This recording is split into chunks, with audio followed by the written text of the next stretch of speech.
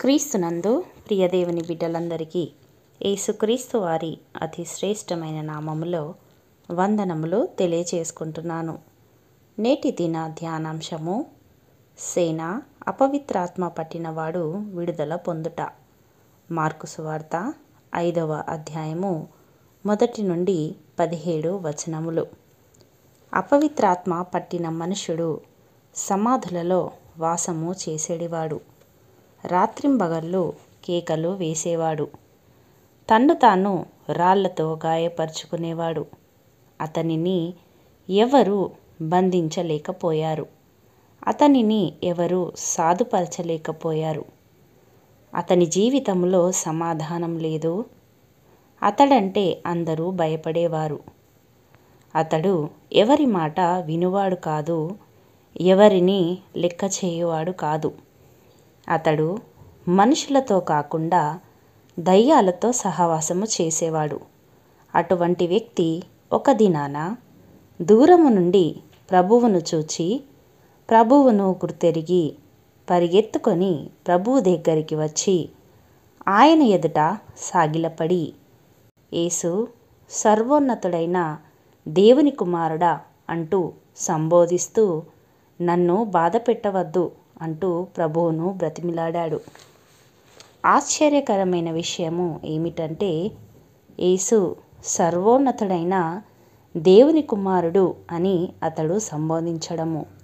అయితే అతనికి యేసు ఎవరో తెలియదు, కానీ అతనిలోనున్న సేన అనబడే అపవిత్రాత్మలకు దేవుడు ఎవరో తెలుసు.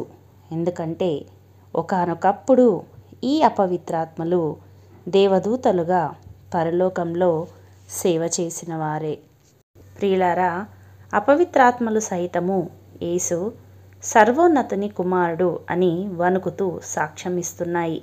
కానీ దేవుని బిడ్డలుగా పిలువబడుతున్న మనము ఆయన యొక్క దైవత్వాన్ని గుర్తించలేని దయనీయ స్థితిలో మన జీవితాలను కొనసాగిస్తున్నాము. అది మన జీవితాలకు క్షేమకరము కాదు. అపవిత్రాత్మ పట్టిన మనుషుడు తన్ను తాను రాళ్లతో గాయపరుచుకునేవాడు. అట్టివానిని ప్రభువు స్వస్థపరిచినాడు. ప్రియులారా, నేటి దినాన అనేకులను వారి వారి జీవితాలలో సాతాను గాయపరుచుకునేలా చేస్తున్నాడు. మద్యము సేవించడము, వ్యభిచారము, జూదము మొదలగు దుర్వ్యసనాలు అనే రాళ్లతో తమను తాము గాయపరుచుకునేలా అపవాది చేస్తున్నాడు. మరి వీటి నుండి విడుదల పొందాలంటే ప్రభువు చెంతకు చేరటమే. ప్రభువును మనము ఆశ్రయించినప్పుడు మన ప్రతి విధమైన పాపపు గాయాలు ఆయన పొందిన దెబ్బల చేతనే స్వస్థపరచబడతాయి. మనకు విడుదల కలుగుతుంది. అపవిత్రాత్మ పట్టిన వ్యక్తి దిగంబరిగా ఉండేవాడు. అయితే అతనికి ప్రభువు వస్త్రాలను ధరింపచేశాడు. ప్రియులారా, ఒకప్పుడు పాపమనే మలినమైన వస్త్రములను ధరించుకొని రక్షణ, నీతి వస్త్రాలు లేక దిగంబరులుగా ఉన్నప్పుడు క్రీస్తు పవిత్ర రక్తము ద్వారా మన పాపములను శుద్ధి చేసి రక్షణ వస్త్రములను ఆయన మనకు ధరింపచేసి ఉన్నాడు. నీతి అను పైబట్టను మనకు ధరింపచేసి ఉన్నాడు. నూతనమైన వ్యక్తులుగా మనలను మార్చినాడు. అపవిత్రాత్మ పట్టిన వానిని స్వస్థపరిచి నూతన వ్యక్తిగా మార్చిన ప్రభువును ప్రజలు తమ ప్రాంతమును విడిచి వెళ్ళాలని బ్రతిమిలాడినారు. కారణము వారు యేసయ్యను అంగీకరించకపోవటమే.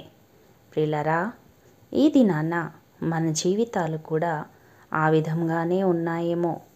ఆయన మన కొరకు సమస్తాన్ని ధారపోస్తే మనమేమో ఈ లోకంలో అనుభవించాల్సింది చాలా ఉంది, మా దగ్గరకు రావద్దు అని ప్రభువును మన హృదయంలోనికి రానివ్వకుండా త్రోసివేసే స్థితిలో ఉన్నామేమో.